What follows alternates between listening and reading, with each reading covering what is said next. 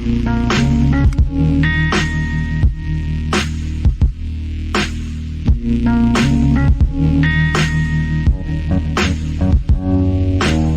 to Doctrine and Devotion, a podcast that explores Christian faith and practice from a Reformed Baptist perspective. My name is Joe Thorne. I'm the lead pastor of Redeemer Fellowship in St. Charles, Illinois. And I'm Jim Fowler, executive pastor at Redeemer Fellowship. Here we are. Here we is. Chilling in the back room. Yep. Relaxed. Are you relaxed? I am relaxed. You look relaxed. I feel better. Are you? What? Don't. I didn't. What don't. I have no idea what you're talking about. You know exactly what I'm talking about. No, I was just saying you look very comfortable. You look very relaxed. Okay, good. Yep, moving on. Because, when you came in, you look different than you look now. Now you look chill. You're smoking. I got a nice cigar here. We're chilling. And you took off your shirt, so now you're just wearing the what do you call that T-shirt you're wearing? An undershirt. But it's a specific kind of undershirt. There's like a regular T-shirt undershirt, but this one's different. Yeah, this one doesn't have sleeves. It has a wider neck. What do you call that? Undershirt. Okay, it is an undershirt. It says Hanes undershirt. Okay, all right, yeah. I got one too. Mine's black, but I'm not just in that. You're just in that. I'm not just in that. You got other clothes on too. Yeah. All right. Well, thank you, Joe. Yeah. This is the magic of the podcast. Jimmy just got done preaching. Great sermon, great service. Yeah, man, it was good. It was. We always split the Advent messages, and so Jimmy did the first two. And No. Oh, I did one. You did the middle two. I'm doing the last one, and then Christmas Day. Yep. So yeah, it'll be fun. Yeah, it's good. It was good. Yeah, good. So I did. We had Blue Christmas on Friday. Yeah, how'd that go? Went really, really well. Krista did a great job putting it together. We had visitors from other places that saw the poster. Oh, wow. Woman from another church, a couple from a counseling place. So that was really good. And then on Saturday, we had my sister's memorial service, and that went really well. And I talked about it on Twitter, but Kevin, who is one of our elder candidates, he leads a small group, and Michelle, my sister, and her husband, Scott, were in that small group. Yeah, they're a part of it. And Kevin said, when he was given under in testimonial time, he was saying, Michelle is a perfect example of a Christian. And he said, she's not the example of a perfect Christian. Those don't exist, but she's an example. She's a perfect example of a Christian who, loves the Lord, yep, and sins, and when she does, she confesses. Yep, and she owns it. Yep, man, it was really cool. What was super cool though? Oh, you were there, Jimmy. I was there, of course. So where Michelle worked, right? She worked for a hospital, taking care of computer stuff, programmer, and so one of the people there. Talked to all of the people and communicated with all of our coworkers, and then he sent in an audio recording to be played. Very nice. And when it started, it sounded cheesy. Yeah, because he had it on the mic like this, and he's like, "Hey, everyone!" I can't even do it, but it was Jimmy. I thought it sounded like morning radio, like morning zoo radio. Not to me. It was the movie phone guy. And then when you said it's more movie phone. That was it. I know, right? That was it. Movie phone. Yes.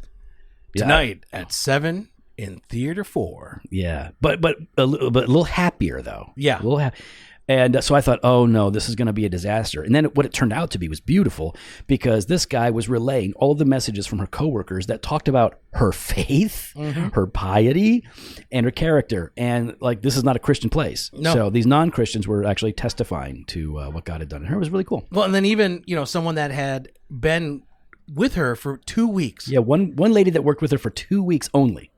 Gave a great testimony about how, as she was going through a struggle in her own personal life, how encouraging Michelle was in the midst of that, sharing the gospel, sharing the hope, sharing where she finds strength in the Lord. And it moved her and made such an impact that even though it was only for 2 weeks, and it wasn't it didn't sound like it was a recent 2 weeks. No, it was a while ago. Yeah. A while ago. And even though they never touched base after that, she continued to think back to the impact and the words that Michelle had. So it was just a really good reminder. It's like Michelle is like most Christians that I know. I'm not much of a witness. I'm a whatever. You don't know. You don't know what kind of an impact you're going to have on people simply by following Jesus and loving your neighbor and being yourself. It was because Michelle was always herself. Oh yeah, you guys might remember Michelle. Oh yeah, she's always at the conferences. Always at the conferences. Yep. Always speaking up. Yep, when she shouldn't, talking loud. I can't hear you, Joe. Like, Michelle, this is like a moment here. Like, you chill out, girl. Joe, you said there's 3 points. What was point 2? We're recording this, Michelle. Let's be quiet. She did not care. No, it's funny. And what I was telling Scott and others is like, those parts about Michelle that I find so embarrassing as my sister, right? She would do things she's my sister, and I'd be embarrassed. But they are always funny stories to tell afterwards. So I always appreciated that.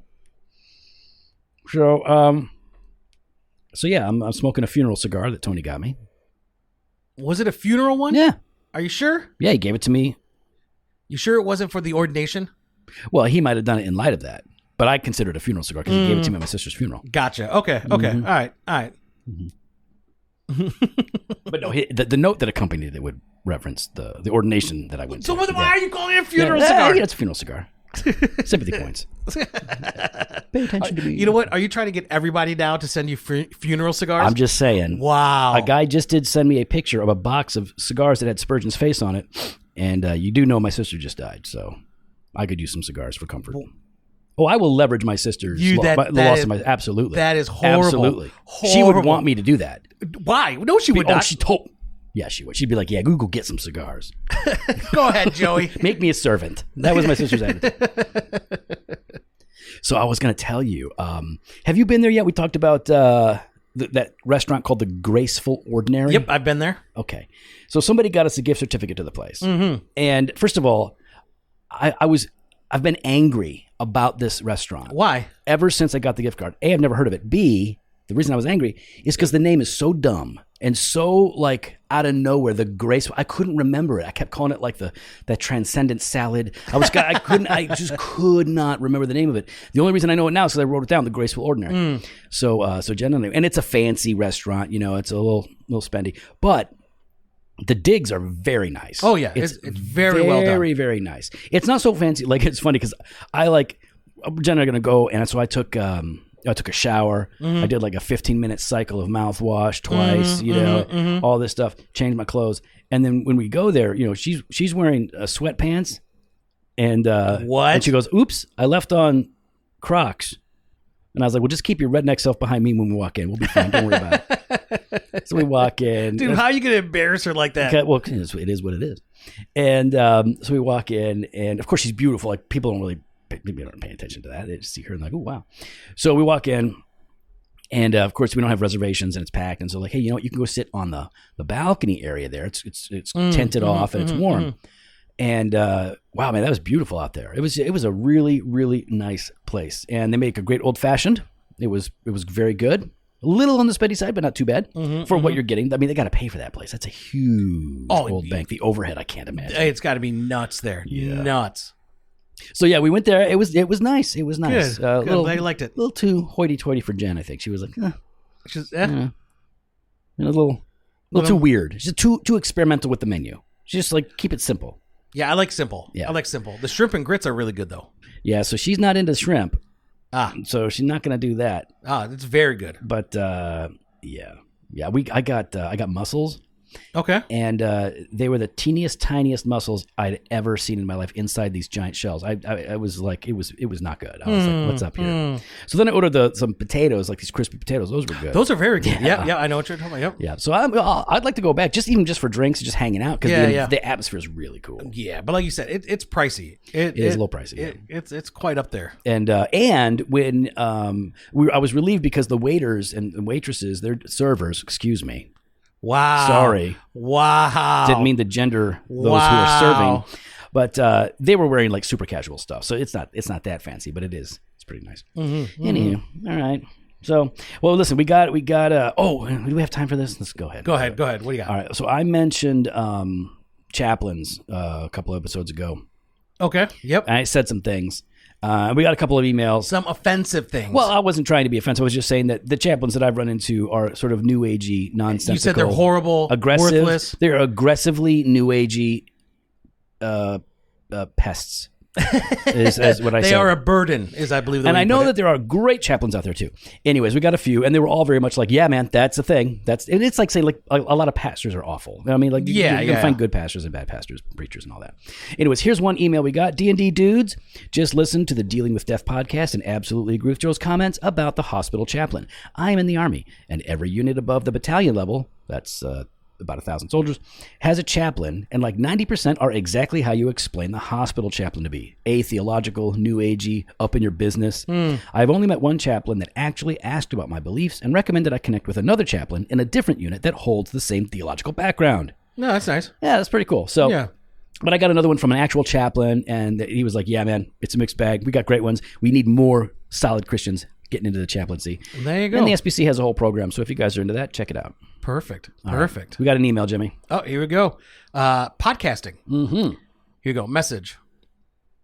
You don't have to read like the prompt, like where it says like, message, name. Name. You don't Okay, have to, so name, Lawson. By the way, Lawson, that's a last name. I don't know why they gave that to you as a first name. That makes no sense. Go ahead. Subject, podcasting. There you go. All right. Message.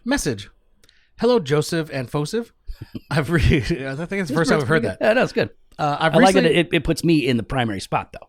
You're following me. You take. I've recently started a theology podcast. I enjoy making the content, and I generally think it's quality. Quality. I think you meant quality.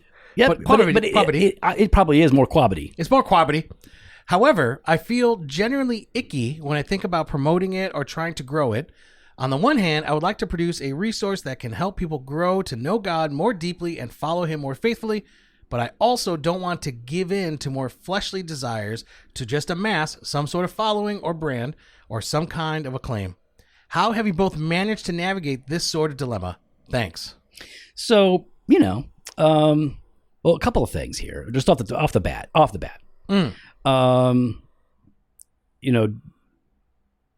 think it's more than likely when people start blogging or podcasting, very few people listen. And there is not much that generates from it. It's a good exercise for you and the small people that listen to it. It's fine. Don't. I mean, it's a good way of like kind of clarifying your thoughts, kind of honing your thoughts, being able to think through, what it is you believe and why you believe it. Yeah. Let it be good for you. Yep. And good for anybody who does tend to listen. But I totally understand. And, like when like the little booklets I write, the publisher's always like, hey man, you need to start promoting. It's Christmas time. And I never do. I've always felt a little weird about it. I'm like, I shouldn't. I shouldn't. No, you shouldn't. Cause I mean, you wrote something that you believe and it is helpful to the church. So like, let's get it out there. And there's ways to do that, right? There's ways to do that. That's there's good ways. And there's some icky ways out there. So let's talk about self-promotion. Okay. So in a good sense, Jimmy, what is self-promotion? Well, I mean, when you're promoting your own work in ministry. Yeah. But that's fine. The Haldane brothers will put up posters. We're going to be preaching in the town square at this time. Come and hear it. Yeah. That's self-promotion. Yeah. Every church is doing some level of self-promotion, right?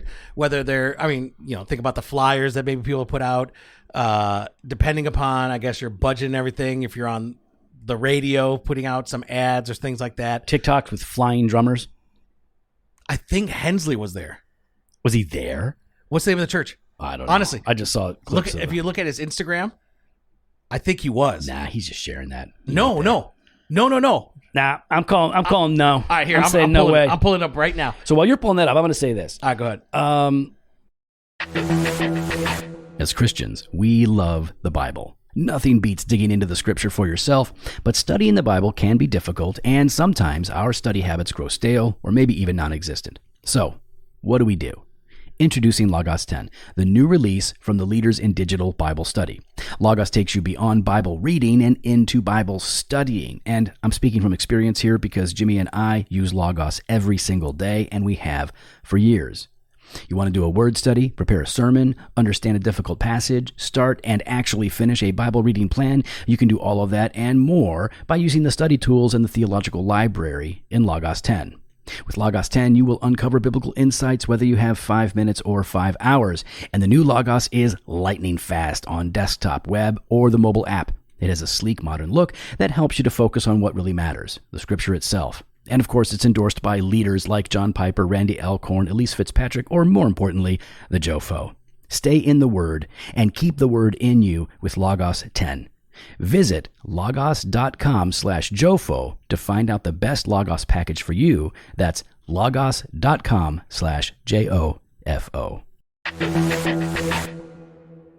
Yeah, I think this guy, what's his name, Walden? Yeah, Lawson. I think Lawson, there's a sense in which you think, like, oh, well, the church is promoting something. That's the church. It's an organization, whereas you're an individual promoting yourself, and that might feel a little weird. But all you're really doing is pointing out something that you've put together that you want to be an encouragement to others. All right, you ready? Yeah.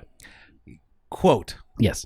Say whatever you want about flying Santa, drummers, and angels, but I just heard the clearest of gospel presentations and intentional, compelling call to repent and believe. Well done, Prestonwood Baptist Church. That doesn't mean he was there. No, I'm looking at the photos of him there. Nah. What? Those aren't his. Those are professional photos. You know what? Why? Hensley is a shill. Listen, he's just out there. But why? How does that upset you? No, it doesn't. I just like hating on Matt because he's such a nice person. He's so balanced and kind and and positive. here you are. Yeah, oh, no. You're flying drummers. I'm out. Yeah, no listen, gospel. I've experienced some loss lately. Okay, Jimmy. So just cut me some slack. That's okay? not. No, funny. don't even listen. That's not funny. I don't need you like being all like Just be patient with me, okay? I'm sorry. I'm a little on edge. Stop it. Okay, so... But there is self-promotion that goes on. Or church promotion that goes on. Yeah, and that's what I mean. There's church promotion, but he's talking about this is something that I'm doing, and I'm simply promoting myself. But even then, if you write an article and it gets picked up by some publication, and you're going to promote it. You're going, hey, check out my article I wrote. Check out what I wrote. Nothing wrong with that. Yep. So in some sense, we got to get a little over some of the insecurity or weirdness that comes with it. All right, but in a bad way, self-promotion. I mean, that's when you're aggressively promoting your own work without acknowledging, right? Yeah. The help and the work of others that are involved for that work. Yeah, when you become the brand. Yeah, right. That's what it is. And when people talk about self-promotion, they either simply mean promoting your work, which is fine, or if they're using it in a negative way, it's that word aggressive is key. Like it's this aggressive, promotion where you make much of yourself, like where you are like the brand to kind of call back to Driscoll. Or there's a guy. Dean Landini really takes issue with this guy. I don't even know his name, but this guy calls himself a church reformer. He's like, I'm a church reformer, but he's been a Calvinist for like a year and a half, And he's like really promoting himself, and it comes off a little. I don't know him personally, but it comes off a little weird. Yeah. So I think what you need to do when you decide, like, hey, I've created something and I want to share it with people, you got to ask yourself some hard questions. Am I exalting myself or am I serving others? Am I exalting myself or am I pointing people to a resource that I think is actually going to help them? So it's really a heart check. And that's super subjective, and you're probably going to need some help doing that.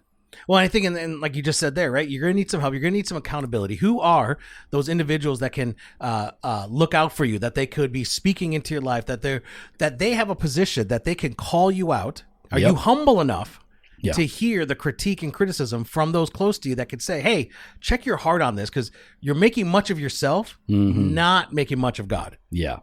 Yeah, you don't need to be the hero. You're not Luther, you're not Calvin, you're not Spurgeon, you're not John Wick or whatever. You're just you. You're just you. And if you can be of some encouragement, that's good. But if you don't have people around you, this is how people get into trouble. When you don't have some dudes around you or some ladies around you who will say like, yeah, that's not a good look. Let's not do this. Yeah, that sounds really bad.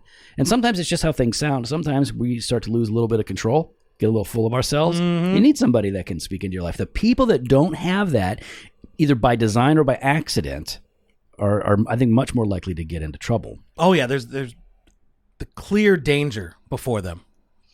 So, and this really relates to the whole issue of like side projects, or maybe it is your vocation. Maybe you're like, hey, I want to do something professionally, but I'm sort of on my own, self-employed in that sense.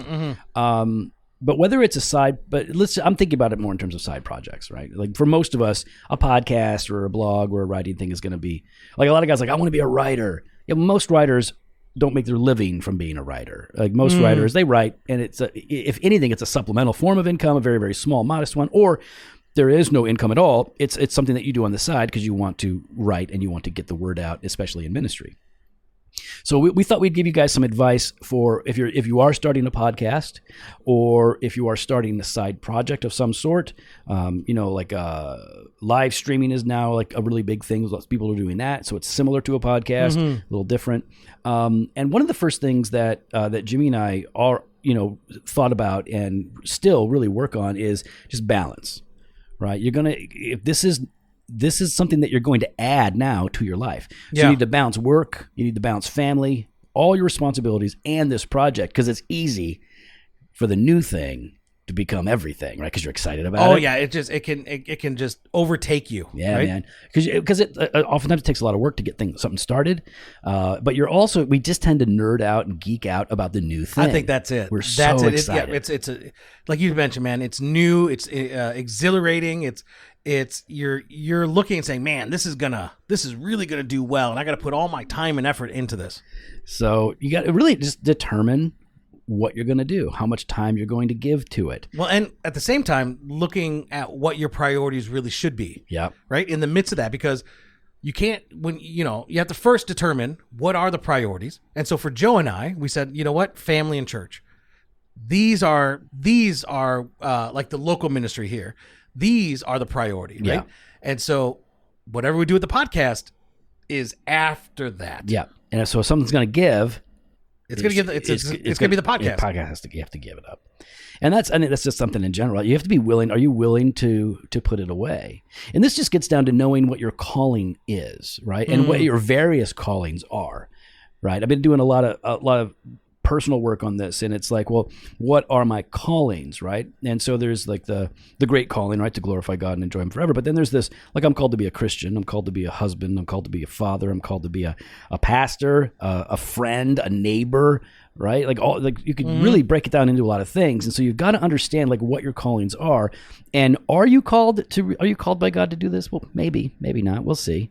You're really going to you need some input from other people. But in each of those callings, there has to be a hierarchy of some sort. Yeah. And you mentioned there getting input from other people. Yeah. You should also then be getting input from people that are doing it better than you. Like, yeah, that's good. Actually look and say, hey, here's what I'm looking to do. Who's sort of that, like, quote unquote standard, or someone that I could reach out to and maybe get some advice. What are some of the things that work well? What are some of the things that don't work? What are some of the dangers behind this? Like, is there something I should be looking out for? What are some of those mistakes that you made that maybe you wish you didn't make, or what are those lessons that you've learned that you wish you knew from the beginning? The nice thing is a lot of Christians in particular are really eager to share. Like, oh, you want to know what's going on? I'll tell you what's going on. Yeah, let me help you. Yeah, like this guy's asking, like, hey, how do self-promotion thing? Well, we'll talk about it, and we'll talk about it a little bit more. Because if you want to get better, then, don't reinvent the wheel. Like look and see what people are doing, and then do it your own way. Yeah. You can work on perfecting the wheel, right? Or coming up with a new way of doing it. But yeah, I think learning from others is a really important thing to do. Another thing when you're looking at your side project, or if you're starting a podcast, is you definitely need to be consistent. Yeah. More important than it being five days a week. Yeah. Well, it's like in terms of timing, it doesn't have to be 5 days a week. It doesn't even have to be twice a week or once a week. Whatever you're going to choose, be consistent. Make sure you're doing that thing. Make that thing happen all the time. If you have the bandwidth and the room in your schedule with balance to do this thing, be consistent. And yeah, it's not going to be perfect, so don't worry about it being perfect. Don't worry about it being great. Do your best and be consistent. And that's one of the ways in which you're going to get better. It's by doing it over and over again and working on it. But then as you're doing it consistently, right? Then you should be able to, evaluate regularly what's going on. Yep. Whether it could be maybe, how can I improve this? Yep. How do I make this better? How do I take it to the next level? How do I maybe tighten some things up so that, because you don't, whatever your position is, or I guess the better way to put it, there is a theme or a niche or something, right? Well, stay within those. How do I stay within that lane? Right. Right. For us, part of improving the work of the podcast was knowing, listen, these are the things we're going to talk about, and these are the things we're not. Yeah. Like this is, we're not going to get wrapped up in these things. We're going to try to focus on just this. And I think that there's other podcasts that are doing that. There's other podcasts that are doing those things, and some of them are doing it better. Sure. And why sit there? Let's just focus on what we're doing, and we're okay with that. Yeah. Know your niche, right? Know your strengths and play to those. Yeah. Some guys are just really, really good. It's like different preachers, right? We have different preachers that preach at Redeemer, and like Scott Schifferling, he's a guy that preaches for us, and he works in the business world, and really, really very competent, godly man, and competent in the Word, teacher. But he's very much, and he preaches, right? But his strength, I don't even know how to put this, but his strength is very much in exegesis and unpacking what's happening in the text background. He's almost more, if I had to put a name to it, he's more of a MacArthur style exegetical kind of a guy. And I love that. So when I know we got a passage, it's like, there's a lot going on in this passage, like in terms of like the culture and the context and everything and the history of the nation. He's going to kill that. Yep. He's going to make that plain and clear, comprehensible to everybody, and then he's going to drive home the point. Just know what your thing is. But what about evaluating? Like, so you're talking about evaluating, like what needs to change, how you can improve, like what's the next step for us? But should they also evaluate like the whole thing, like the point of it? Oh yeah, yeah. Because if you're missing the mark, if you're not hitting, I guess, I don't want to say the goals. But I mean, like in this, and I'm not looking at monetary goals, but maybe for some people that might be one of the criteria, but it shouldn't be off the start. Let's just tell you that now, right? It's going to take a long time. So when you talk about should I continue, is this actually fulfilling the goal of being a blessing to others and glorifying to God? Is this something that, is my life out of balance? Am I focusing on this more than I should be focusing on my family and on my church or on my employment, right? When things become out of whack, you got to really take a look and say, can this continue?